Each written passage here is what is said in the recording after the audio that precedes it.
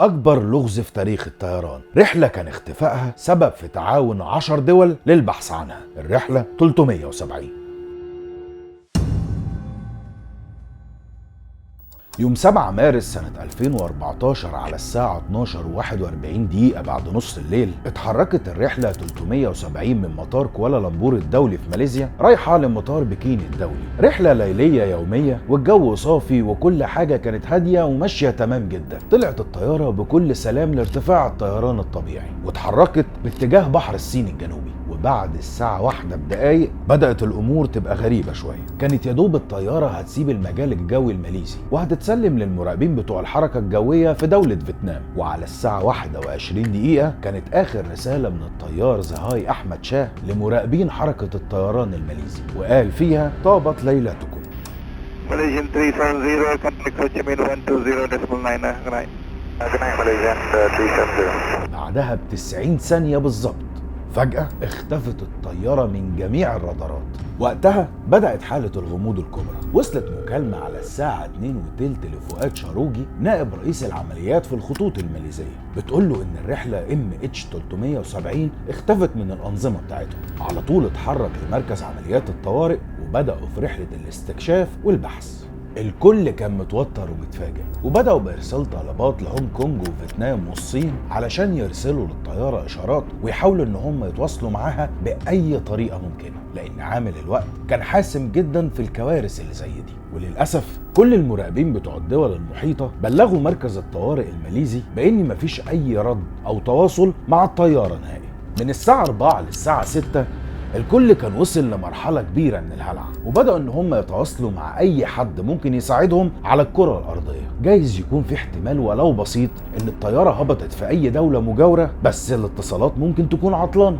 وبعد 5 ساعات من اختفاء الرحلة الكل خلاص بقى عارف ان هم في مرحلة الخطر، وان من المؤكد ان في كارثة حصلت للطيارة. وبدأت الاخبار تنتشر في العالم كله عن اختفاء الرحلة الماليزية MH370 واللي كان على متنها 227 راكب و12 فرد من الطاقم. على الساعة 6:30 كان المفروض ان ده ميعاد وصول الرحلة لمطار بكين الدولي. وبدأ اهالي الركاب بحالة من الفزع والحزن يتجمعوا في قاعة مخصصة ليهم في فندق في قلب بكين علشان يمدوهم بالمستجدات. ومحدش من المسؤولين كان عارف ممكن يقول ايه للاهالي ولا يصرح بايه لوسائل الاعلام وسط حالة الغموض اللي كانت مسيطرة على الاجواء.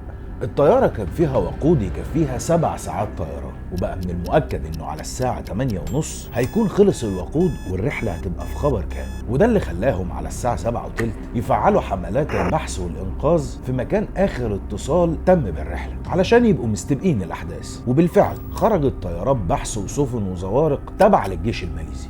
من الحاجات اللي دخلت فريق العمل في متاهات كانت الرسائل والإشاعات اللي بتنتشر وبتوصل لهم. على سبيل المثال عمال محطة بترول قالوا إن هم سمعوا صوت انفجار، ورسالة تانية بتقول إن هم تاهوا في أدغال جاوا، وإشاعات بتقول إن الطيارة اتخطفت. وبدأت دوامة متاهة ما بتنتهيش. والقلة خبرة فريق البحث خدوا بأي معلومة لأنهم كانوا في حالة من فقدان الأمل الكبيرة، ولعل وعسى. بس للأسف الطيارة اختفت وما وصلوش لأي حاجة.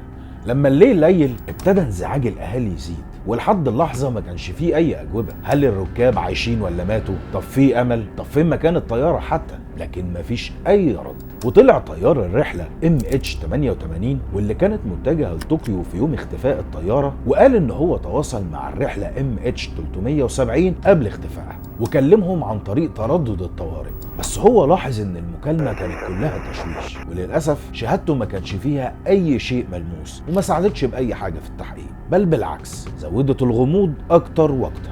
بعد حادث اختفاء الطيارة ب12 ساعة سادت حالة من الإحباط الشديد على أهالي الركاب المفقودين بسبب نقص المعلومات وانعدام الأجوبة من السلطات. وزادت حالة الغموض أكتر لما اتصل بعض الأهالي بتليفونات الركاب المفقودين، وكانت المكالمات بدل ما تتحول للبريد الصوتي بترن عادي جدا لكن محدش بيرد. وطلب الأهالي من الحكومة الماليزية إن هم يتعقبوا المكالمات دي، لكن الرد جالهم إن الحكومة الماليزية ما عندهاش التكنولوجيا اللازمة لده. يوم 9 مارس بعد 24 ساعة من آخر اتصال بالطيارة مع شروق الشمس بدأ بحث مكثف وواسع في البحر جنوب فيتنام، بعد ما خلاص تأكد إن الطيارة ما هبطتش في أي مطار وإن ما فيهاش وقود يكفيها إنها تفضل في الجو المدة دي. وبدأت حملات تمشيط لكل جزء في البحر. طيارة فيتنامية لقطت طوق نجاة، لكن بعد ما وصلوا له لقوا ان هو عباره عن بكرة كابلات، وبعدها بشويه لقوا بقعه وقود فخدوها للمختبر، واللي قال لهم بدوره ان دي بتاعت سفينه ومش طالعه من طياره.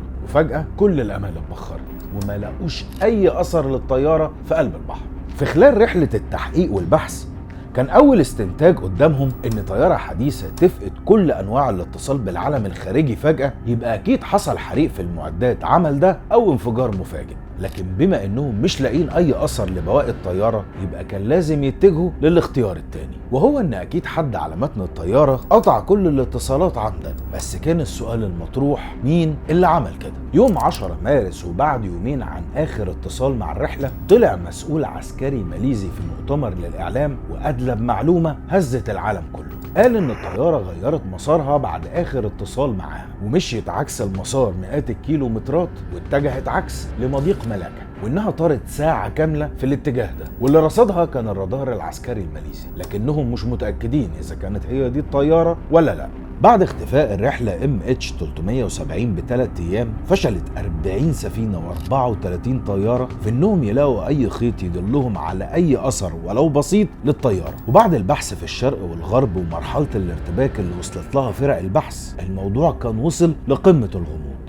بعد 4 أيام على اختفاء الطيارة، بدأ الدخول في مرحلة كبيرة من الشك وفقدان الأمل. الحادثة غريبة وعمالة تزداد غرابة، خصوصا إن مفيش ولا إشارة ولا حتى معلومة ممكن تساعد. وبعد أسبوع من اختفاء الرحلة، طلع رئيس الوزراء الماليزي في مؤتمر للإعلام وأعلن فيه إن الطيارة بالفعل غيرت اتجاهها بعد آخر اتصال بيها واتحركت ناحية الغرب لمدة 6 ساعات. وتم التعرف على المعلومات دي بناء على اتصالات الأقمار الصناعية الحديثة، وبالتحديد خدمة اتصالات فضائية تدعى إنمارسات، ودي إشارات بتستقبلها الأقمار الصناعية وبتكون شبيهة بالراديو زي رسائل الاستجابة والتأكيد كده. بعد المؤتمر بدأ العمل على فرضية إن الطيارة غيرت مسارها عن عمد، يعني حصل اختطاف للطيارة واتجهت الشكوك لطاقم قيادة الرحلة. وكان التحقيق بيدور حوالين 2، الطيار والطيار المساعد. الطيار المساعد كان قليل الخبرة ولسه متثبت جديد علشان يكون ضابط أول طيار، فكان بره الشكوك، واتجهت كل العيون نحو الطيار قائد الرحلة زهاي أحمد شاه اللي كان عنده خبرة كبيرة جدا. وبما إن اللي حصل بالتأكيد كان منظم، بدأت الشرطة الماليزية مداهمة بيته وتفتيشه، وصدروا جهاز محاكي طيران من شقته ودوروا في كل الرحلات اللي اتدرب عليها في الفضاء الإلكتروني. يوم 24 مارس وبعد أكتر من أسبوعين على اختفاء الطيارة، أعلنت الحكومة الماليزية أخيرا وبعد التواصل مع فرع التحقيق في حوادث الطيران البريطاني إن تم التوصل لآخر اتصال حصل مع الطيارة عن طريق تحليل بيانات تكنولوجيا إنمارسات. والمكان كان للأسف موقع نائي جدا بعيد عن أي مواقع هبوط محتملة، وهو جنوب المحيط الهندي، أصعب أماكن البحث على وجه الكرة الأرضية. والأول مرة في تاريخ البشرية يتم الإعلان عن موت 239 شخص بناء على الحسابات والنتائج الرياضية فقط، بدون أي دليل ملموس أو بقايا حطام أو أي حاجة بتاتا. وده اللي خلى أهالي الضحايا والمتعاطفين معاهم يعلنوا احتجاجهم ويخرجوا لمظاهرات في الشوارع. بعدها بدأت حملات مكثفة من الجيش الأسترالي و14 دولة مختلفة للبحث عن حطام الطيارة MH370 أو أي دليل ممكن يفيدهم. 43 سفينة و58 طيارة في جنوب المحيط الهندي، مكان مرعب، بحر شاسع ملوش أول من آخر على مساحة 120 ألف كيلومتر مربع، أمواج بحجم الجبال، وأجواء مستحيلة نهائيا للإبحار. فبالتالي البحث كان زي الإبرة في فدادين القش. بعد سنة من التحقيقات والبحث وحتى الاجتهادات الشخصية لعلماء ومهندسين طيران وخبراء في مجال الكوارث الجوية، كان مطروح عدد من الفرضيات لاختفاء الطيارة. النظرية الأولى اختفاء الطيار، وكانت اكتر الفرضيات الناس بتشير اصابعها اتجاهها، بس كانت بتملاها الشوايه. اصل طيارين كتير انتحروا في كوارث جويه وفي منها المشهور، بس مفيش ولا طيار منهم قعد 6 ساعات علشان ينفذ حاجه زي دي. ثم ان الطيار زهاي احمد شاه كان معروف بانه شخص بشوش ومحبوب في مجتمعه، وعلى الجانب العملي حياته كانت جميله ومرتاح ماديا ومش بيعاني من اي ضغوط، وكمان ما سابش اي رساله وراه او وداع لاسرته. فده بقى اللي خلى الفرضيه دي تتلاشى وتخلف وراها استحاله فك اللغز. النظرية التانية ودي ظهرت بالتحديد بعد 4 شهور ونص من اختفاء الطيارة، وقتها حصلت كارثة تانية ما كانتش على البال ولا على الخاطر للخطوط الماليزية. تم العثور على بقايا حطام لرحلة MH17 الماليزية المتجهة من أمستردام لكوالالمبور على حدود أوكرانيا مع روسيا، بعد ما أسقطت بصاروخ أرض جو، وللأسف كان على متنها 300 شخص. وطلع صحفي أمريكي اسمه جيف وايز واتبنى نظرية إن الطيارة MH370 تم اختطافها من قبل 3 أشخاص أصلهم روسي كانوا على متن الطيارة،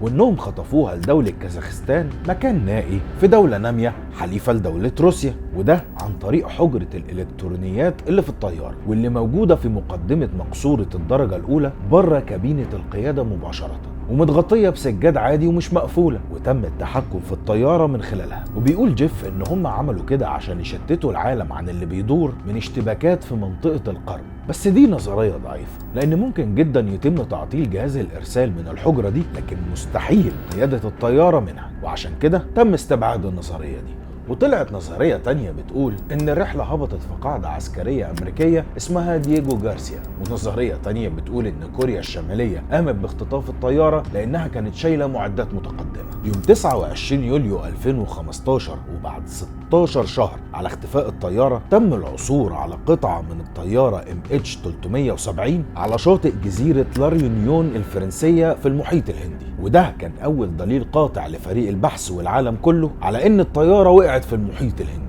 وده بعد ما كشف على القطعة دي مجموعة دولية من الخبراء، وده برضو اللي نهى مجرد التفكير في كل الفرضيات اللي طلعت، وإن الرحلة MH370 غرقت بالفعل في المحيط الهندي وبنفس المسار اللي كشف عنه القمر الصناعي وتقنية إنمارسات.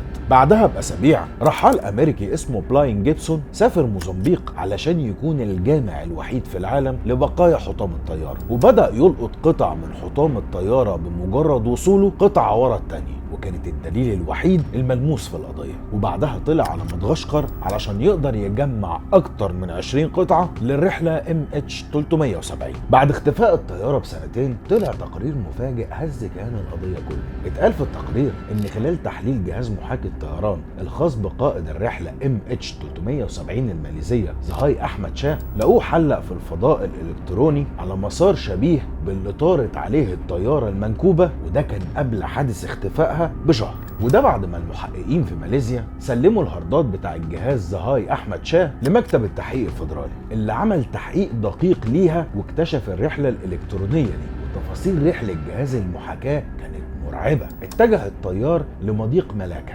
وبعدها بكام كيلو عكس اتجاهه تماما وطار لجنوب المحيط الهندي، وفضل طاير لحد ما الوقود خلص نهائي. وده اللي خلى ناس كتير يوجهوا التهمة للطيار، بس ناس تانية استغربوا ان معلومة زي دي تفضل متشالة لمدة سنتين. من اكتر التفاصيل الغريبة في الرحلة MH370 كانت في الشحنة بتاعت الطيارة، لان كان موجود فيها نص طن من الالكترونيات، وتم ادراجها على ان هي اجهزة لاسلكي وملحقات راديو وحاجات صغيرة. والاغرب بقى ان الشحنة دي اتسلمت تحت حراسة مشددة واتحطت في الطيارة بدون مسح امني. وبعد 3 سنين من البحث المستمر عن الطيارة المفقودة، أعلن الفريق المسؤول عن القضية بأنهم هيوقفوا البحث رسمي لحين ظهور أدلة أكثر فعالية. وبسبب التصريح ده أعلن أهالي الضحايا انزعاجهم في خطاب شديد اللهجة، وطالبوا بعدم السماح باختفاء الطيارات التجارية دون أثر. وفي 2018 أصدر المحققين تقريرهم النهائي عن اختفاء الرحلة MH370، واللي اتقال فيه بأن الطيارة كانت صالحة للطيران وما فيهاش أي مشكلة، وأن الطيار كان كفء جدا وما ظهرش عليه اي علامات لتغيير السلوك،